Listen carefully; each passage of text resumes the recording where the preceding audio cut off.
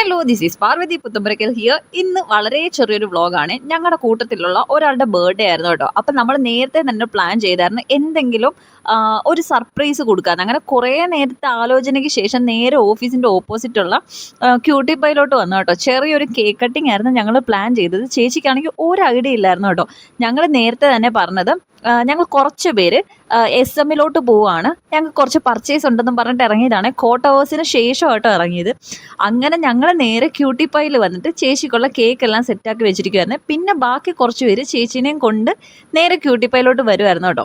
Cutie pie എത്തിയപ്പോൾ ഏകദേശം കാര്യം മനസ്സിലായി, നമ്മൾ എന്തൊക്കെയൊക്കെ പ്ലാൻ ചെയ്തിട്ടുണ്ടെന്ന് മനസ്സിലായി.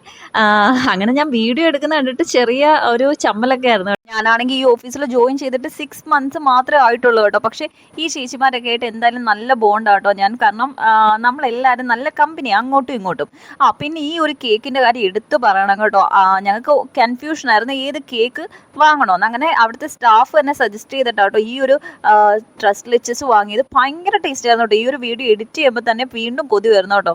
അപ്പോൾ ഇന്നത്തെ വ്ളോഗത്തേ ഉള്ളൂ. ടാറ്റാ.